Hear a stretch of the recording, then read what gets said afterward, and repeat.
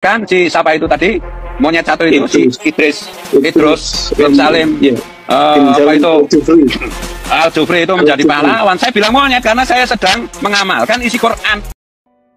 Akhir-akhir ini banyak orang yang dengan mudah merendahkan dan meremehkan sosok Al-Arif Billah Sayyid Idrus bin Salim Al-Jufri yang lebih dikenal dengan sebutan guru tua.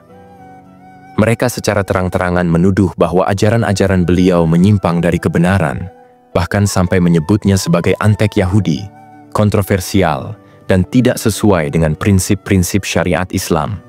Kelompok-kelompok yang menolak pandangan guru tua kerap menyebarkan fitnah, mengejek, serta merendahkan beliau dengan cara-cara yang jauh dari adab dan etika, tanpa berusaha memahami siapa sebenarnya tokoh ini.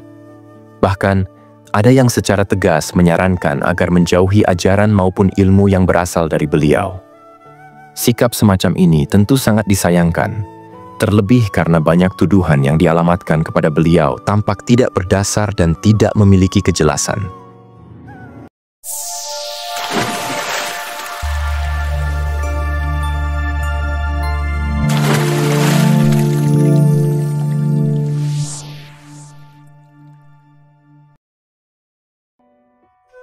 Habib Idrus bin Salim Al-Jufri, yang lebih dikenal dengan sebutan guru tua, lahir pada 15 Maret 1992 dan meninggal pada 22 Desember 1969. Beliau merupakan sosok ulama dan pejuang dari keluarga Sadah Ba'alwi yang berasal dari Provinsi Sulawesi Tengah. Sejak muda, guru tua dikenal sebagai pribadi yang sangat mencintai ilmu pengetahuan, tidak hanya untuk dirinya sendiri, tetapi juga bagi orang lain. Dedikasinya terhadap ilmu dan agama Islam tak terbantahkan, salah satunya melalui pendirian lembaga pendidikan Islam yang sangat berpengaruh, yaitu Al-Khairat. Al-Khairaat didirikan di Palu, Sulawesi Tengah, ketika guru tua berusia 41 tahun, dan menjadi salah satu sumbangsih terbesar beliau bagi perkembangan pendidikan agama Islam di kawasan timur Indonesia. Lembaga ini tidak hanya memberi pendidikan agama, tetapi juga berperan dalam mendidik generasi muda yang nantinya akan meneruskan perjuangan Islam di wilayah tersebut. Dengan visi dan misi yang jelas, Al-Khairat berkembang pesat di Sulawesi Tengah dan kawasan timur Indonesia, melahirkan berbagai sekolah dan lembaga pendidikan dari berbagai jenjang yang turut dinaungi oleh organisasi ini. Tidak hanya berkontribusi dalam dunia pendidikan, pengaruh guru tua juga diakui oleh masyarakat luas. Pada tahun 2014, sebagai bentuk penghormatan atas dedikasi beliau dalam menyebarkan ajaran Islam, nama Sayyid Idrus bin Salim Al-Jufri diabadikan pada Bandara Mutiara Palu, yang sebelumnya dikenal dengan nama Bandara Mutiara. Perubahan nama bandara ini tercatat dalam sejarah, dengan tanda tangan Menteri Perhubungan, Evert Ernest Mangindaan, pada 28 Februari 2014. Peresmian nama baru bandara ini disaksikan oleh Gubernur Sulawesi Tengah, Longki Janggola, bersama pejabat lainnya, serta keluarga besar Al-Khairat. Dengan demikian, nama guru tua kini akan dikenang selamanya. Tidak hanya dalam dunia pendidikan, tetapi juga sebagai simbol perjuangan beliau dalam menyebarkan ajaran Islam di Indonesia Timur. Kini, Bandara Mutiara SAS Al-Jufri Palu berdiri megah, mengingatkan kita pada sosok yang telah memberikan begitu banyak bagi kemajuan agama Islam dan pendidikan di tanah Sulawesi, dan menjadi tanda penghormatan terhadap pengabdian tanpa pamrih dari guru tua. As-Sayyid Idrus berasal dari keturunan langsung Rasulullah Sallallahu Alaihi Wasallam. Beliau memiliki silsilah yang terhormat sebagai berikut. As-Sayyid Idrus bin Salim bin Alwi bin Saqaf bin Muhammad bin Idrus bin Salim bin Husain bin Abdullah bin Shaykhan bin Alwi bin Abdullah At-Tarimi bin Alwi Al-Khawasah bin Abu Bakar Al-Jufri Al-Husain Al-Hadrami. Keturunan beliau dapat ditelusuri sampai Sayyidina Husain, putra dari Sayyidina Ali dan Sayyidah Fatimah Az-Zahra, putri Rasulullah Sallallahu Alaihi Wasallam. Habib Idrus bin Salim Al-Jufri, seorang tokoh ulama besar yang lahir di kota Tarim, Hadramaut, pada tanggal 15 Sya'ban 1309 Hijriah, atau 15 Maret 1992 Masehi, berasal dari sebuah keluarga yang sangat dihormati dan terhormat. Kota Tarim terletak sekitar 4 km dari ibu kota Seiwun, yang pada waktu itu dikenal sebagai salah satu pusat keilmuan di Hadramaut. Ia merupakan putra keempat dari 6 bersaudara, yang lahir dalam keluarga yang sangat memperhatikan nilai-nilai agama, ilmu pengetahuan, dan ketakwaan. Silsilah keturunan Habib Idrus sangat mulia, dan ia termasuk dalam garis keturunan Rasulullah SAW melalui Sayyidina Husain bin Ali bin Abi Thalib. Silsilahnya adalah sebagai berikut.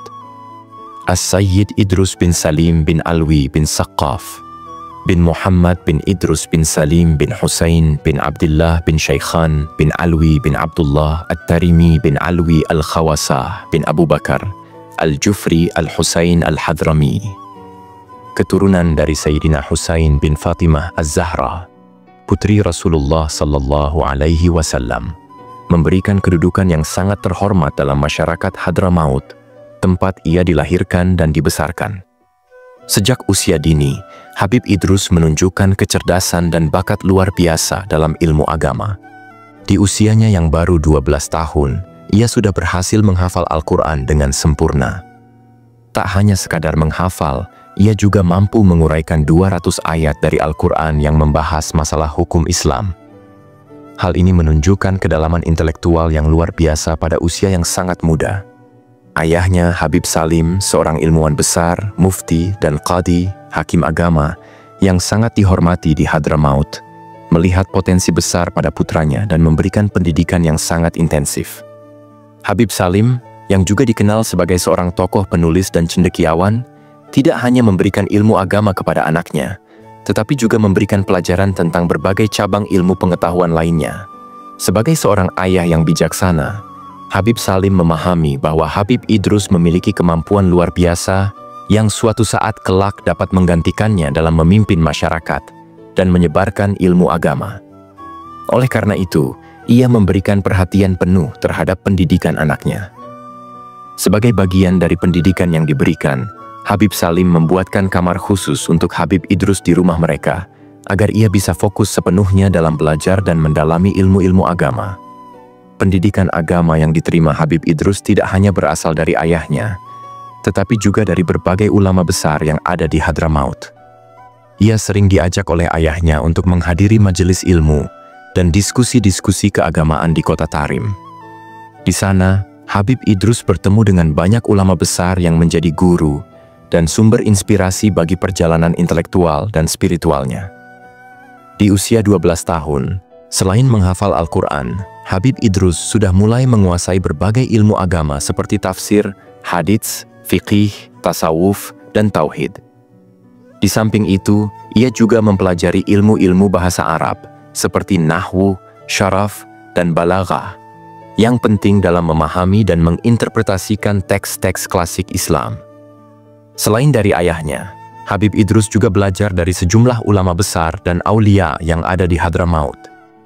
Di antara mereka adalah Al-Habib Muhsin bin Alwi As-Segaf, Al-Habib Abdurrahman bin Alwi bin Omar As-Segaf, Al-Habib Muhammad bin Ibrahim Bil-Faqih, Al-Habib Abdullah bin Hussein bin Sholeh Al-Bahar, dan Al-Habib Abdullah bin Omar Asy-Syathiri.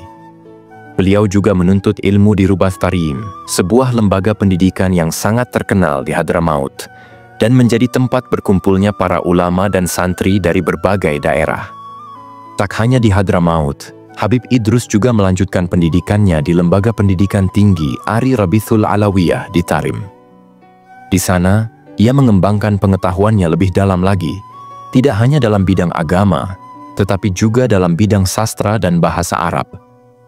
Habib Idrus menguasai banyak ilmu dan keterampilan, termasuk dalam menulis syair-syair Arab yang sangat indah dan bermakna. Syair-syair tersebut menjadi karya yang sangat dihargai oleh banyak kalangan, baik di tanah airnya maupun di dunia Islam secara umum.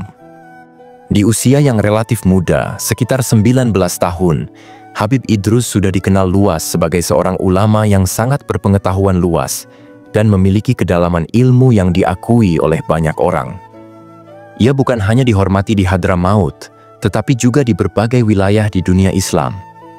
Dalam perjalanan hidupnya, Habib Idrus terus mengembangkan dirinya sebagai seorang ulama dan da'i yang berwibawa, serta menyebarkan ilmu agama kepada masyarakat luas.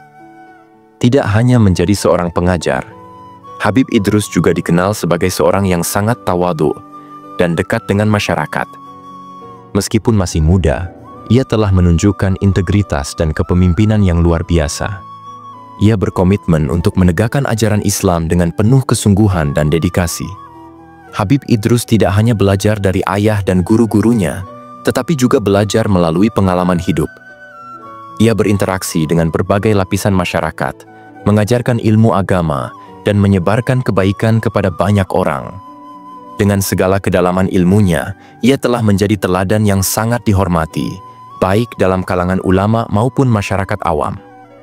Kemudian pada tahun 1327 Hijriah, atau sekitar tahun 1909 Masehi, bersama sang ayah, Habib Idrus berangkat ke Tanah Suci untuk menunaikan ibadah haji dan berziarah ke makam Rasulullah SAW di Madinah. Di sana mereka menetap selama 6 bulan. Selama itu, Habib Salim memanfaatkan waktunya untuk mengajak putranya berziarah kepada para ulama dan aulia yang berada di Hijaz pada masa itu, untuk meminta berkah, doa serta ijazah dari mereka. Salah satunya kepada Sayyid Abbas Al-Maliki Al-Hasani di Mekah. Habib Salim kemudian membawa putranya kembali ke Hadramaut, diangkat sebagai mufti dan qadhi. Pada bulan Syawal 1334, Hijriah bertepatan dengan tahun 1916, ayahnya wafat. Habib Idrus kemudian memimpin lembaga pendidikan yang didirikan oleh ayahandanya.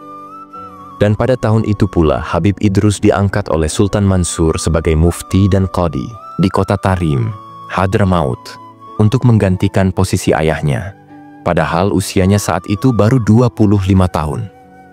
Amanah dan pencapaian itu mengisyaratkan bahwa beliau adalah orang yang berilmu, pengetahuan luas, dan berwibawa. Walau jabatan sudah di tangan, Idrus muda tak pernah silau dengan keduniawian. Ia tetap kritis terhadap lingkungan sosial di negerinya. Bahkan, ia rela melepas jabatan mufti ketika memilih jalan menentang imperialisme Inggris. Sikap itu pula yang kemudian membawanya datang untuk kali kedua ke Indonesia. Perjalanannya yang kedua pada tahun 1922 terjadi akibat perjuangan politiknya untuk membebaskan negaranya dari penjajahan Inggris. Misalnya, hijrah ke Indonesia. Perjalanan pertama Habib Idrus ke Indonesia terjadi ketika beliau berusia sekitar 17 tahun. Saat itu, Habib Salim membawa Habib Idrus berlayar menuju Indonesia, tepatnya ke kota Manado, untuk menemui ibunya, Syarifah Nur Al-Jufri, serta saudara-saudara beliau, Habib Alwi dan Habib Syekh, yang sudah lebih dulu hijrah ke tanah air. Setelah beberapa waktu tinggal di Indonesia, Habib Idrus dan ayahnya kembali ke Hadramaut. Sesampainya di Hadramaut, beliau mengabdikan dirinya untuk mengajar di madrasah yang dipimpin oleh ayahnya. Kemudian, beliau menikah dengan Syarifah Bahiyah, dan dikaruniai 3 anak, Habib Salim, Habib Muhammad, dan Syarifah Raguan. Sejak 1839 Masehi, Hadramaut berada di bawah penjajahan Inggris. Habib Idrus dan sahabatnya, Habib Abdurrahman bin Ubaidillah As-Saqqaf, menjadi tokoh utama dalam perjuangan melawan penjajahan. Mereka sangat menentang kehadiran penjajah Inggris dan situasi kacau yang melanda wilayah Hadramaut, khususnya di wilayah Arab bagian utara. Keduanya sepakat untuk membangkitkan perlawanan terhadap penjajah dan sekutunya, dan mereka adalah yang pertama menghidupkan semangat perjuangan tersebut. Mereka berpendapat bahwa sangat penting untuk menjalin hubungan dengan negara-negara Arab merdeka serta dunia luar, guna mengubah keadaan di dalam negeri dan mewujudkan kemerdekaan secara penuh. Dalam tugas yang penuh risiko ini, Habib Idrus merencanakan untuk menjelaskan kondisi negerinya kepada dunia dengan cara melarikan diri melalui pelabuhan Aden, kemudian menuju Yaman dan Mesir. Meski beliau sadar akan bahaya yang mengancam dirinya, terutama karena pengawasan ketat dari intelijen Inggris, beliau tetap melangkah. Namun, rencana tersebut bocor karena pengkhianatan oleh pihak yang menginginkan keuntungan pribadi. Akhirnya beliau ditangkap di pelabuhan Aden, dokumennya dirampas, dan pemerintah Inggris melarangnya untuk berangkat ke negara-negara Arab. Sebagai alternatif, beliau diperbolehkan untuk kembali ke Hadramaut atau pergi ke Asia Tenggara. Habib Idrus memilih untuk menuju Indonesia, sementara sahabatnya, Sayyid Abdurrahman bin Ubaidillah As-Sagaf, memilih kembali ke Makkah. Dalam buku Perguruan Islam Al-Khaira'at dari masa ke masa yang disusun oleh pengurus besar Al-Khaira'at, disebutkan bahwa Indonesia bukanlah negeri yang asing bagi Habib Idrus. Beliau pertama kali menginjakan kaki di Indonesia pada usia sekitar 17 tahun bersama ayahnya untuk mengunjungi keluarga yang ada di Pulau Jawa dan Sulawesi. Kunjungan tersebut terjadi pada tahun 1922 dan erat kaitannya dengan sikap tegas beliau terhadap imperialisme Inggris di Hadramaut. Pilihan beliau untuk menetap di Indonesia tidak hanya karena rindu pada tanah kelahiran neneknya, tetapi juga sebagai langkah untuk memperjuangkan umat Islam di Indonesia. Kabupaten Pekalongan. Habib Idrus kemudian menetap di Pekalongan untuk beberapa waktu, di mana beliau menikah dengan Syarifah Aminah binti Tholib Al-Jufri dan bersama-sama menghadapi suka duka kehidupan. Pada saat itu, beliau mencoba peruntungan dengan berdagang kain batik, tetapi hasilnya tidak memadai, karena kecintaannya terhadap dunia pendidikan jauh lebih besar. Dari pernikahannya, beliau dikaruniai 2 putri, Syarifah Lulu dan Syarifah Nikmah. Syarifah Lulu kemudian menikah dengan Said Segaf bin Sheikh Al-Jufri, yang salah satu keturunannya adalah Dr. Haji Salim Segaf Al-Jufri, Menteri Sosial Indonesia ke-26, dan Duta Besar RI untuk Kerajaan Arab Saudi serta Kesultanan Oman pada periode 2005 sampai 2009. Karena kecintaannya pada pendidikan, Habib Idrus akhirnya meninggalkan dunia perdagangan dan pindah ke Solo. Kota Solo. Di Solo, dengan bantuan Sayyid Ahmad bin Muhammad, seorang mantan muridnya di Hadramaut yang sudah lebih dahulu tinggal di sana, Habib Idrus mewujudkan impian beliau untuk mendirikan madrasah. Madrasah tersebut diberi nama Perguruan Ar-Rabitah Alawiyah. Beliau kemudian diangkat sebagai guru dan kepala sekolah di madrasah tersebut. Setelah beberapa tahun, Habib Idrus memutuskan untuk pindah ke Jombang, Kabupaten Jombang. Pada tahun 1926, beliau pindah ke Jombang, di mana beliau bertemu dengan beberapa tokoh penting Islam, salah satunya Kiai Haji Hashim Asy'ari, pendiri Nahdlatul Ulama, NU, yang juga pengasuh pondok pesantren Tebuireng. Persahabatan mereka sangat erat, karena keduanya memiliki kesamaan dalam pemahaman agama, terutama dalam paham Imam Syafi'i yang mengajarkan ahli sunnah wal jamaah. Indonesia Timur. Habib Idrus kemudian melanjutkan perjalanannya ke timur Indonesia untuk melakukan dakwah dan memberikan petunjuk Islam. Beberapa wilayah yang beliau kunjungi antara lain Maluku, Sulawesi Utara, Sulawesi Selatan, Kalimantan, dan Irian Barat. Beliau juga berlayar menuju Manado atas undangan kakaknya, Habib Alwi bin Salim Al-Jufri. Ketika rombongan beliau tiba di Pelabuhan Wani, Kabupaten Donggala pada tahun 1929, Habib Idrus memanfaatkan kesempatan itu untuk mengonsolidasikan komunitas Arab yang dipimpin oleh Syekh Nasar bin Khamsal Amri. Di sana, beliau mengemukakan rencananya untuk mendirikan madrasah di Palu. Setelah sampai di Manado, Habib Idrus menerima telegram yang mengabarkan hasil musyawarah masyarakat Arab di Palu mengenai pendirian madrasah. Dengan sepakat, masyarakat Arab Palu akan menyediakan gedung pendidikan, sementara beliau bertanggung jawab atas gaji para guru. Kota Palu. Pada tahun 1930 Masehi, Habib Idrus akhirnya pindah ke Palu, yang pada masa penjajahan Belanda dikenal dengan nama Celebes, setelah mendapat undangan dari tokoh masyarakat Arab di Palu dan Wani. Di Palu, beliau mulai mengajar dengan menggunakan ruang Toko Haji Quraisy di Kampung Ujuna sebagai tempat belajar mengajar. Tak lama kemudian, tempat tersebut dipindahkan ke rumah almarhum Haji Daeng Maroka di Kampung Baru. Kehadiran beliau di Palu memberikan dampak yang besar bagi perkembangan pendidikan Islam di daerah tersebut, yang saat itu masih terbelakang dalam pemahaman agama. Walaupun pemerintah Belanda sempat melarang pendirian madrasah beliau karena dianggap berpotensi mengubah pemikiran rakyat, Habib Idrus tetap bertahan. Pada 30 Juni 1930, setelah mengurus izin dari pemerintah Belanda, beliau akhirnya meresmikan Madrasah Al-Khaira'at di Palu. Untuk lebih diterima oleh masyarakat, Habib Idrus mengikuti saran beberapa tokoh lokal untuk menikahi seorang bangsawan, Putri Kaili, yang sangat berperan dalam pengembangan Yayasan Al-Khairat di Palu. Pada tahun 1931, Habib Idrus menikahi Ince Amidek Sute, dan dari pernikahan ini lahir dua putri, Syarifah Sidah Al-Jufri dan Syarifah Sa'diyah Al-Jufri.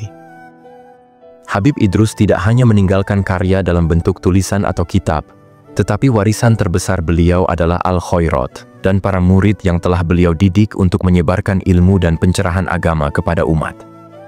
Para murid Al-Khairat kemudian tersebar di seluruh Indonesia untuk meneruskan perjuangan sang pendidik yang tak mengenal lelah ini. Salah satu murid beliau yang melanjutkan dakwahnya adalah Ustadz Abdullah Awad Abdun, yang hijrah dari Palu ke kota Malang untuk berdakwah dan mendirikan pesantren Darut Tauhid sebagai tempat untuk mendidik generasi penerus. Pada tahun 1968, Habib Idrus mengalami sakit parah dan selama 8 bulan beliau hanya mengonsumsi jus kurma. Meski dalam keadaan sakit, beliau tetap menjalankan kegiatan mengajar di majelis-majelisnya setiap waktu. Sakit yang beliau derita semakin parah, hingga akhirnya, dalam suasana Idul Fitri, sakit tersebut kambuh kembali dan semakin berat. Pada hari Senin, 12 Syawal 1389 Hijriah, yang bertepatan dengan 22 Desember 1969 Masehi, Habib Idrus wafat. Sebelum meninggal, beliau sudah mempersiapkan segala hal terkait jenazahnya, mulai dari yang memandikan, imam salat jenazah, hingga tempat pelaksanaan salat jenazah, serta siapa yang akan menguburkan dan membaca talqin di kubur beliau. Habib Idrus telah mengabdikan seluruh hidupnya untuk perjalanan panjang dalam menyiarkan ilmu Islam. Beliau menempuh perjalanan antar pulau di sekitar Sulawesi dan Maluku dengan berbagai sarana transportasi, seperti perahu sampan, gerobak sapi, dan bahkan terkadang berjalan kaki, menghadapi berbagai tantangan dan bahaya yang selalu mengancam di sepanjang jalan.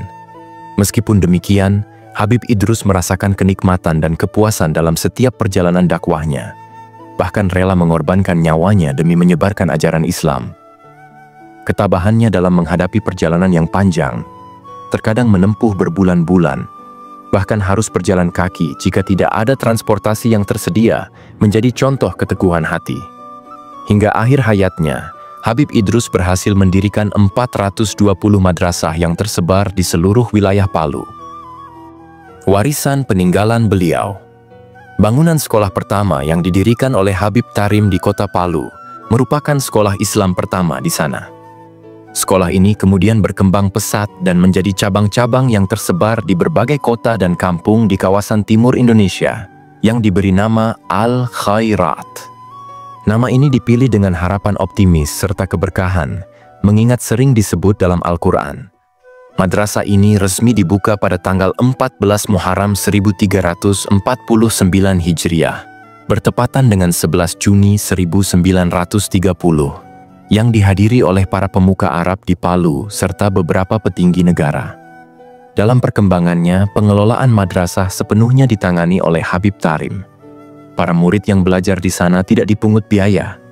Hal ini mengingat Habib Tarim mengadaptasi sistem pendidikan Arab yang tidak memungut biaya kepada murid-muridnya, agar mereka dapat lebih fokus dalam belajar. Habib Tarim pun memberi gaji kepada guru-guru dan staf sekolah dengan hasil dari berdagang. Segala puji hanya bagi Allah Ta'ala. Al-Khairat makmurlah sudah. Di dalamnya tempat para patriot dan kaula muda satria. Wahai masyarakat lembah Palu, Al-Khairat itu alma matermu. Senantiasa mengajak siapa saja yang berhasrat datang kepadanya. Al-Khairat punya kita beragam ilmu ada padanya. Cukupkan dirimu darinya, janganlah menjadi ibarat orang bangkrut.